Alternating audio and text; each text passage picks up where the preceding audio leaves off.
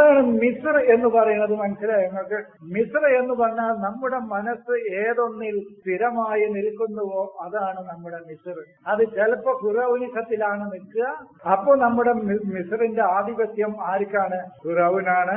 ആ അഹങ്കാരത്തിൽ നിന്നും കിബറിൽ നിന്നും ഇസ്സത്തിൽ നിന്നും പുറത്തേക്ക് വരുമ്പോ നമ്മുടെ മനസ്സാവുന്ന മിസ്റിന്റെ ആധിപത്യം യൂസുഫിനാണ്. ഉദ്ഖുലൂ മിസ്ര സലാമൻ ആമിനീൻ എന്ന് പറയുമ്പോ ആ മിസ്രിലേക്ക് സലാമും ആമിനീൻ ആയിക്കൊണ്ട് നിങ്ങൾ പ്രവേശിക്കൂ എന്ന് പറയുമ്പോൾ നമ്മുടെ ആ മനസ്സാവുന്ന മിസ്റിന്റെ ആധിപത്യം അപ്പൊ മൂസക്കാണ്. അപ്പൊ നമ്മൾ ശാന്തമായ മനസ്സായിരിക്കും. സലാമൻ വളരെ ശാന്തമായ മനസ്സ്, വളരെ ആമിനീൻ വളരെ നിർഭയമായ മനസ്സ്. അവിടെ അസ്വസ്ഥതകളില്ല, അവിടെ അലക്കലുകളില്ല, അവിടെ വേവലാതികളില്ല, ബേജാറുകളില്ല. ഒരു ഭരണാധികാരി വന്നു വിചാരിച്ചിട്ട് ബേജാറൊന്നുമില്ല. എന്താ അവിടെ സംഭവിക്കുക ഏറിക്കഴിഞ്ഞാലെന്ന് അവനറിയാം. ഒന്നും സംഭവിക്കാനില്ല. കാരണം അവനെ തിരിച്ചറിയും. അല്ലല്ലോ അലക്കലോ ബേജാറുകളോ വേവലാതികളോ ഒന്നുമില്ല. അവൻ സുഖമായി എന്ത് പ്രശ്നങ്ങൾ വന്നാലും ബിസലാമിൻ ആമിനീൻ.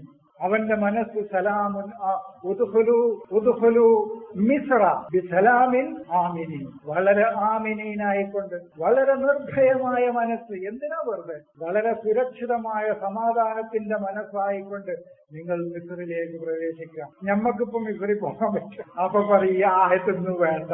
അങ്ങനെയാണെങ്കിൽ ഈ ആയത്തുകൾ വേണ്ടാതെ തീരുമാനിച്ച 96% ആയത്തുകളൊന്നും കൂടുതൽ വേണ്ട. ഇപ്പൊ ഇതുവരെ ഓതിയ ഏതായത്താ നമുക്ക് വേണ്ടത്? അൽ-ബഖറ 1062 ആയത്തായാലും ഇതുവരെ ഓതിയത് ഏതായത്ത്? ഇതിൽ എത്ര ആയത്ത് നമുക്ക് വേണം? നിങ്ങൾ പറയും. ഒരായത്തതിന് വേണ്ട ഞമ്മക്കുള്ള ആയത്ത് വന്നിട്ടില്ല. ഇത് ബനൂ ഇസ്രായേൽക്കാരോടാണ് ഈ പറയുന്നത് മുഴുവൻ. നമ്മൾ ബനൂ ഇസ്രായേൽക്കാരല്ല. അതുകൊണ്ട് പിന്നെ കുറെ പറഞ്ഞത് ആദമിനോടാ പറഞ്ഞത്. നമ്മൾ ആദമല്ല. അപ്പൊ ഞമ്മക്കിപ്പോ ഇതിൽ 62 ആയത്തില് കാര്യമായിട്ട് വലിയ ആയത്തൊന്നും ഇതിലില്ല. പിന്നെ മുസ്താഫ് അടുത്തേക്ക് അപ്പൊ അവർ നേരെ മറിച്ച് ഈ മിസ്ർ നമ്മൾ പറഞ്ഞ ഈ മിസ്രായ നമുക്ക് ഈ ആയത്ത് ആവശ്യമുണ്ടോ? അപ്പൊ നമുക്ക് ഈ ആയത്ത് ആവശ്യമുണ്ട്. ഈ 62 ആയത്ത് നമുക്ക് ആവശ്യമുണ്ട്. മിസ്ര ഫൈനലക്കും അവിടെ ചെന്നാൽ നിങ്ങൾ ചോദിച്ചത് കിട്ടും. നിങ്ങൾ അന്വേഷിക്കുന്നത് അവിടെയാണ് കിട്ടും. കാരണം തന്റെ ബോധതലം താഴേട്ട് വന്നാൽ പിന്നെ നിങ്ങൾ ചോദിച്ചത് പിന്നെ അവിടെ കിട്ടും. നിങ്ങളുടെ വറയിനെ ഉന്നതമായ ഒന്നിലേക്ക് ഉയർത്തിക്കൊണ്ടുവരണം. അപ്പൊ ഞാൻ പറഞ്ഞതാ നിങ്ങൾക്ക് കിട്ടുക. അതാണ് ഇഹ്ബിത്തു എന്ന് പറഞ്ഞാൽ നമ്മുടെ ശരീരം ഇറങ്ങിപ്പോകുക എന്നല്ല. ഇവിടെ ആദമിനോട് ഇറങ്ങിപ്പോകുക എന്ന് പറഞ്ഞപ്പോ ആദമിന്റെ ശരീരമല്ല.